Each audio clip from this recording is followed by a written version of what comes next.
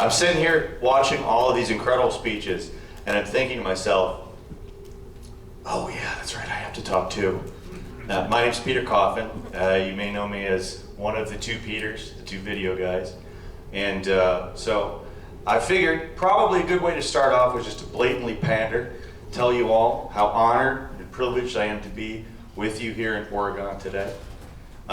Elizabeth actually told me I'm saying the word wrong. Oregon? I say it's Oregon, right? See, the thing is, it's my accent. I'm from Michigan. We have some business. I was actually going to make fun of bike people for about 6 minutes straight. See, Portlandia did this city dirty. It really made it seem like everybody here was crazy. And I'm not saying there are no crazy people here. Just let's get that right out there. But so I came in here Thursday, and I flew in, and I met up with Caleb and a couple other guys. And we went out, we walked around Portland, and we were spreading around a common sense CPI anti-imperialist message. We were telling people we shouldn't be spending money on bombs for Israel so they can kill a bunch of innocent people. We should be spending it here with people who need it, people who need schools, need healthcare, need jobs. That's stuff we can do here. And you know how people responded? Very well. We talked to several hundred people. We saw a whole bunch of people, and people just were, it was very cold and wet, but the folks were very warm. It was very, very nice. And I don't like the bike people. I wanted to make fun of the bike people. I don't like when I'm in a car and I need to be somewhere and there's somebody in front of me in spandex and a special needs helmet going at bicycle speed, not in the bicycle lane. I don't like that. But this city is actually full of awesome people. We encountered one douchebag, one crazy online weirdo who was calling us tankies. And you know what? Everybody else was irritated by that man. Not just us. And, you know, good on you, Portland. Thank you. I just want to, I'm really excited to be here with you all. It's a fantastic city. I fell for a media narrative. Portlandia put forward that this was a city of crazy people, and it's not. Maybe I am not media literate. Is that the problem? Because media literacy is at an all-time low. You hear that all the time on TV now. The guy who gets paid 6 figures to lie to you for 2 hours tells you that media literacy is at an all-time low. Let's talk about what that means for just a second. I'll talk about what it really means. First, let's talk about what it literally means. Think about a guy, he's never held a bow and arrow. He's blindfolded, and that guy who gets paid 6 figures to lie to you for hours a day, he's saying, you suck at archery, you couldn't hit the broadside of a barn. Which is technically true. He's blindfolded, he's never done archery before. Yes, he does suck at it. But it's not his fault. And that's what the media literacy is at an all-time low thing is about. It's about how it's your fault that you don't understand fact from fiction. That's the surface level. We go a little bit further. I'm going to use a metaphor, and it's kind of stupid, so if it doesn't work, please understand. Let's say there's a couple of friends walking down the street. They smell barbecue. Very, very, very good thing happening when you're walking down the street. Barbecue. One good friend, he says to the other, he says, is that chicken? Maybe it's chicken. I think it's barbecue chicken. And another friend says, no, it's not, you subhuman animal. It is spare ribs. And then they argue about it for a while. They are arguing over something that doesn't matter because the thing that does matter is what the guy that owned the grill decided to put on the grill. They have no input on that. They're guys walking down the street. That is what media literacy is about. It's about getting these two guys to argue over something that doesn't matter because they can't choose what's on the grill. They don't even know the guy with the grill. Thank you for sticking with me on that. It was a labored metaphor, I understand. Thank you. I love barbecues, so. Yeah, I also love barbecue. I kind of forced it. It's my fault. But the thing is, that's closer to what it's about, but what it's really about can be seen in polling that we have seen repeatedly. Most recently, Pew Research did it. Media literacy is at an all-time low, is a media narrative. This is from data. Trust in the media is at an all-time low. Yeah. And that's what they're saying when they say media literacy is at an all-time low. Yeah. They're saying, you don't believe us. That's wrong. And that's BS. But again, the polling is saying that normal people don't accept it. We're all here today because we see through all the crap. But that doesn't make us special because media, or trust in the media, is at an all-time low. The only difference between us and all the people that participated in that poll is we found each other. And that is what I'm excited about. That's why I'm excited to be here. That's why I'm excited to be part of CPI. And I don't want to hold everybody up too much. We have a bunch more great speeches. I've expended all of my material, thankfully for you. So I'm going to bring up a young man, a writer, a personality, a real smart gentleman by the name of Shea. Put your hands together and give him a warm welcome.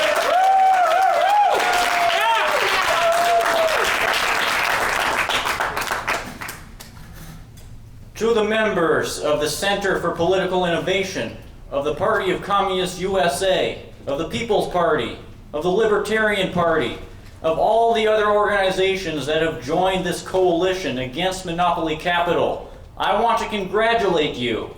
It is because of your work that in this last year, we've been able to bring communism in this country to a place so much better than I would have expected only last December. Back then, the conclusion my most well-learned friends in the movement had come to was that even though the anti-imperialist cause was hopeful on the international level, our situation in the USA was still bleak. That is no longer true. Through our rallies, through our information warfare against US imperialism's narratives, and through our building of new ties between the different parts of the anti-imperialist struggle, we've made 2023 into the best year for the anti-war movement in decades. Yes! Yeah!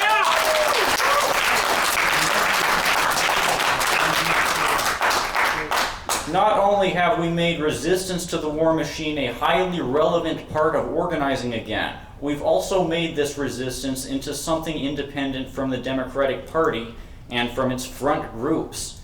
By expanding the anti-war movement beyond the niche of contemporary left activist circles, we've created a force that is organizationally and ideologically separate from the Democrats.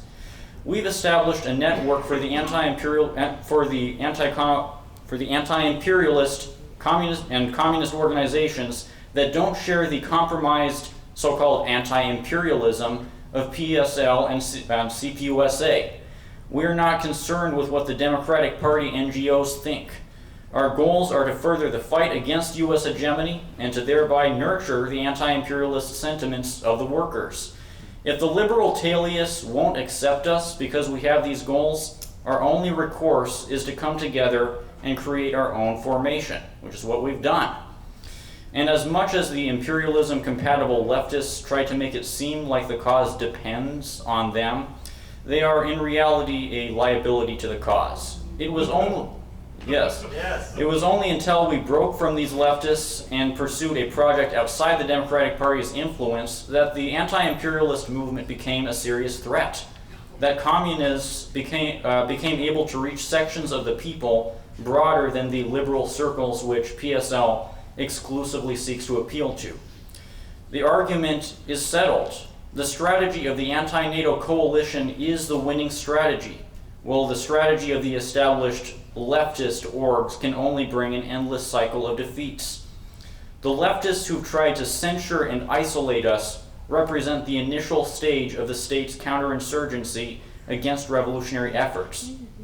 And these opportunistic actors have been proven unable to stop what we're doing. All we've had to do is not be pressured by them into abandoning our cause, which has required nothing more than a strong will. For the next stages of the counterinsurgency, though, a strong will isn't the only thing we'll need. Those are the stages where we'll be having to navigate conditions which resemble those of the tumultuous situations that past revolutionaries have found themselves in. When you become a serious threat to our ruling institutions, these institutions are going to try to destroy you. That's why I've oriented myself around two goals: building the movement in the short term and preparing to overcome the backlash from the state in the long term, which means equipping ourselves to defend against the proxy forces the state is using. These reactionary elements are not just the fanatically anti-communist far-righters, and at this stage they're not even the element that the state sees as the most expedient to use. The radical liberals are another element that the state is utilizing, and right now they're the main threat.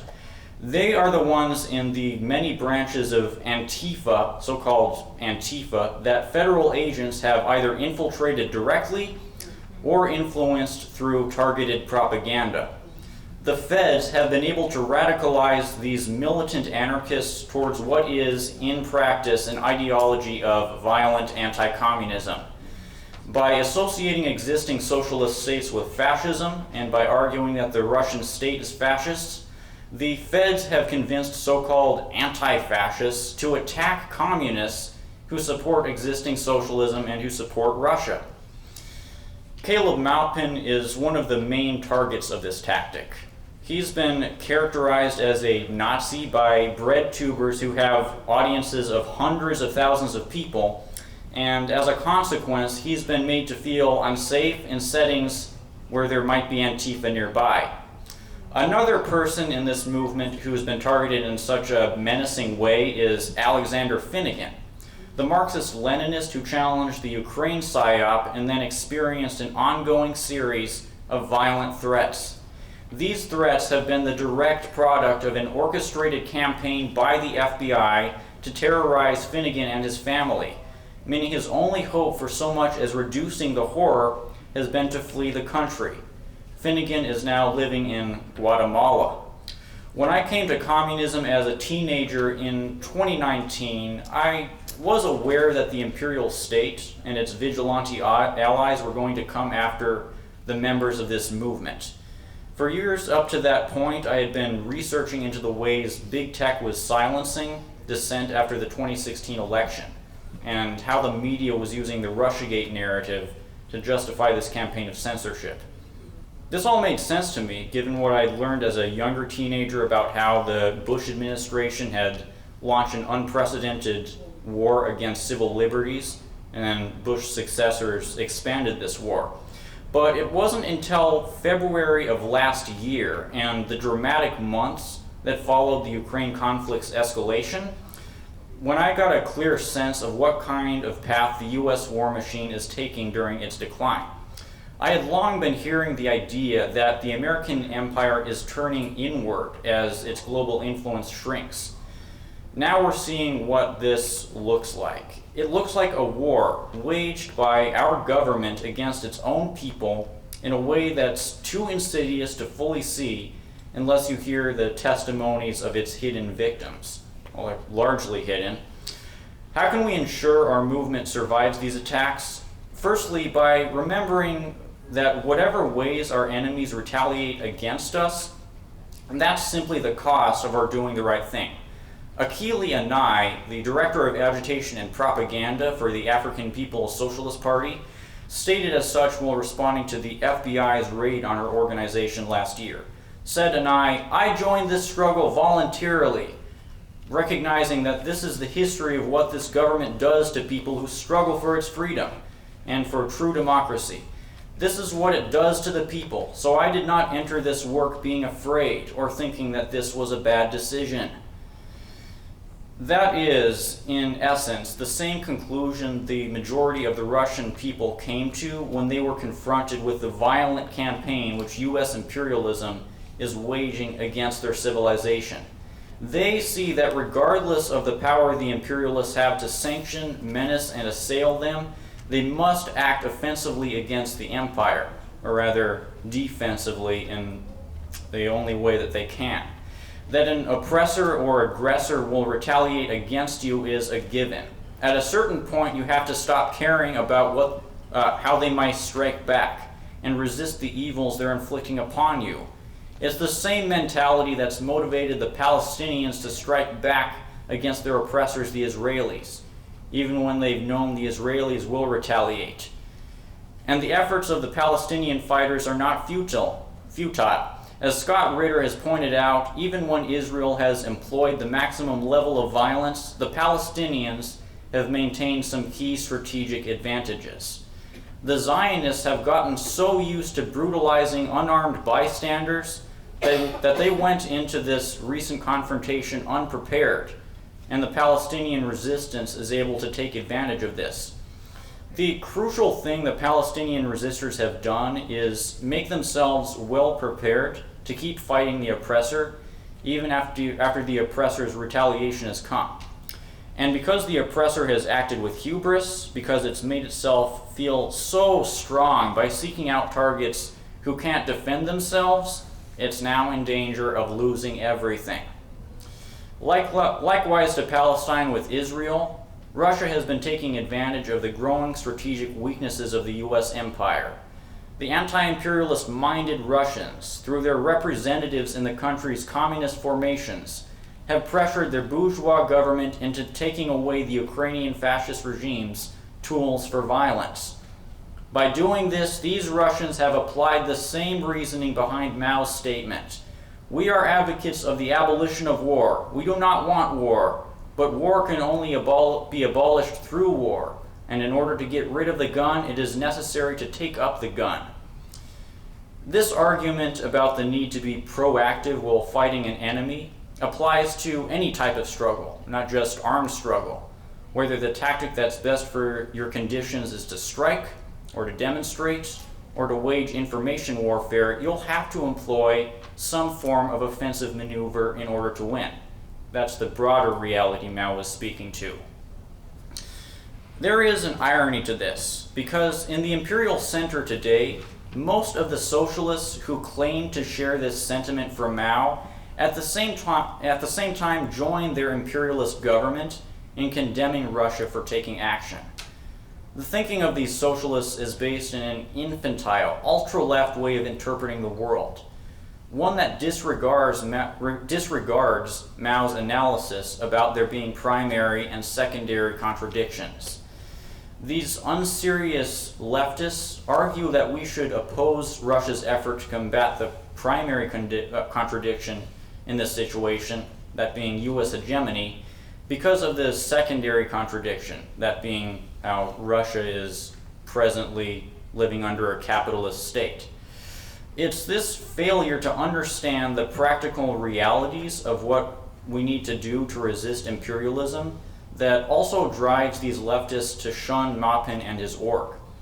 Unlike the African People's Socialist Party, which has come to work with CPI despite not sharing CPI's patriotic socialist stance, there are many on the left who view secondary disputes as sufficient reason to reject alliances. That many of these ultra-lefts recognize the violent power of capitalist reaction and the likelihood of tumultuous events during the coming years doesn't make them strategically placed to be defining players within this struggle. As long as they reject the strategy of the anti-imperialist coalition, they and their cadres will remain too weak to challenge the state. You can recognize the correctness of Mao's analysis about war and do firearms or fitness training while still undermining yourself by embracing ultra-leftism. Doing these things in the physical realm isn't going to protect you unless you also do the right things in terms of building coalitions. If we follow the advice of the ultra-lefts, whatever efforts we make to physically prepare ourselves will not be enough to save us. As Lenin warned in his polemic Left-Wing Communism and Infantile Disorder, for socialists to assume they can win against a superior enemy while rejecting substantial coalition building is a fatal act of hubris. Should our present crises bring about a worst-case scenario, such as a civil war, the leftists who've chosen to remain insular will have a low chance of survival. That is, unless they're converted into being counterinsurgency proxies, in which case the state will protect them. Even if civil war isn't something we'll encounter, fascism is something we definitely will. This is because fascism, the practice in which financed capital wages war to try to maintain the existing social system, is already being carried out by our most powerful institutions.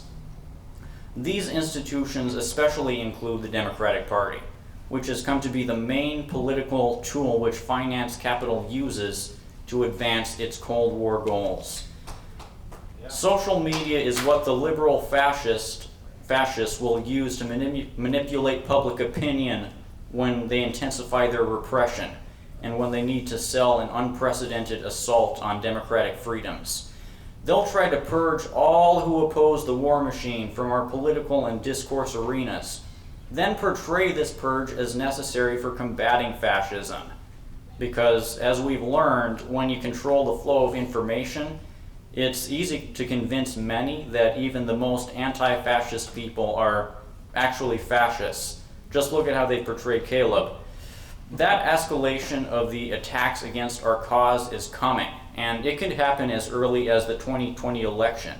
All the narrative managers need to do is fabricate another story about Russian meddling, for one example of the types of false flags that they could utilize, and they could be able to both expand their repressive campaign and pass the Restrict Act. The Restrict Act being the bill that would officially criminalize essentially all international anti-imperialist solidarity work. After these steps, the state could easily start applying the precedents established within the War on Terror, where U.S. citizens can be labeled enemy combatants who no longer have any rights. Do not let these things about our situation instill you with pessimism. After witnessing the gains our movement has made during this last year, I can't help but be optimistic. It's undeniable that the majority of this country's people have a primary material interest in ending the U.S. empire, and that this makes even many conservatives potentially able to come to Marxism. Should we build a relationship with the people fast enough? Should we make this relationship strong enough? We'll be able to lead a sufficiently strong resistance against the state's next repressive measures. The methods behind these measures were developed by the CIA. They were conceived during its attacks upon the anti-imperialist movement across the global south throughout the First Cold War. Of course, the CIA's maneuvers have since been proven unable to hold back the progression of history. Soon after Washington seemingly won the great power competition with Russia, Russia reasserted itself, and the anti-imperialist forces regained their strength more broadly. The reactionaries who oppose multipolarity have found they can't stop the transition towards the post-American global order, not even when they carry out numerous coups that install brutal anti-communist dictatorships. So the only thing they can do next is try to prevent revolution in the center of imperialism, and to apply their methods from those coups to here. What is the equivalent of these coups going to look like in the modern USA? It's going to look like the state fully exercising its powers for repression, powers that it's long had but only wants to use during an emergency. This is the phenomenon that Edward Snowden has described as turnkey tyranny, where those in power create the precedents for violating civil liberties so that they can later wage war against their own people with impunity. The War on Terror let the national security state normalize torture, lack of due process, indefinite detention, and drone assassinations of U.S. citizens. Then the Russiagate psyop created a narrative pretext for censoring and prosecuting anti-imperialists. Our counter-revolutionary coup became complete years ago, the Uhuru indictments are an early part of when this coup's full effects become apparent. Obviously, I don't advocate for an adventurous response to these threats. If our response is passive, unfocused, and uncoordinated, though, we lose. That's exactly the kind of error we can expect an org like PSL to make during the coming moment of peril. PSL only says or does things that are palatable to the Democratic Party's core base. So of course it's going to put out an insufficient warning far too late into the crackdown. The conventional activist mentality in modern America is one that makes movement leaders scared to actually lead, that incentivizes a passive way of operating, where the leaders hesitate to take any actions that may not get the approval of the liberal NGOs. Our side in this ideological conflict has won the debate against PSL's side because we're willing to do what's required for building a relationship with the people and for rallying those people against the imperial order. The next step is to inform them about how the state is going to react to their gaining this revolutionary consciousness, so that we can then mobilize them towards protecting themselves, taking the steps to protect themselves. Russia and Palestine's military operations have taught us that when the opponents of international monopoly capital defend themselves, it looks like something quite aggressive. It's not a polite request for the enemy to grow a conscience, it's an effort to subdue the enemy by any means necessary.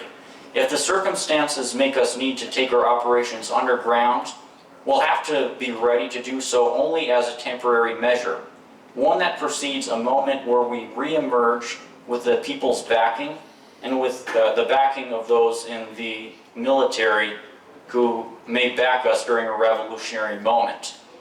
That is the logical conclusion of everything we've so far been doing, a project to outmaneuver our opponents, where we take away the enemy's ability to wage war against us.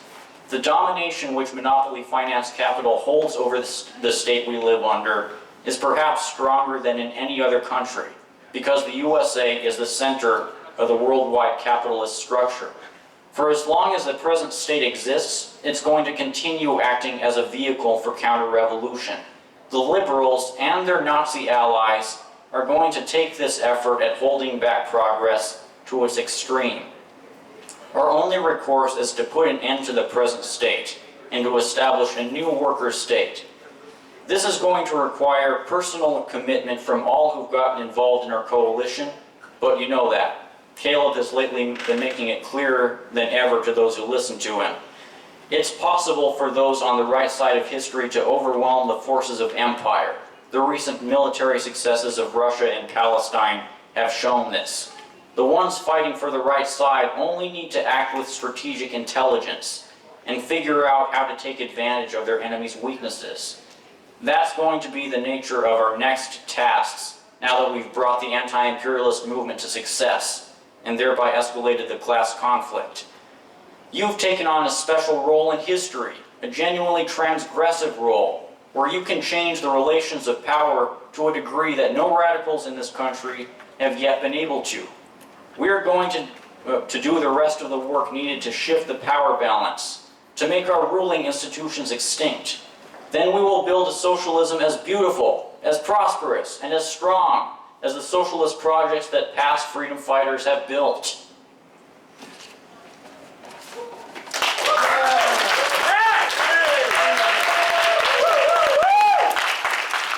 Excellent. Thank you so much, Randy. Thank you. Big hand for Randy.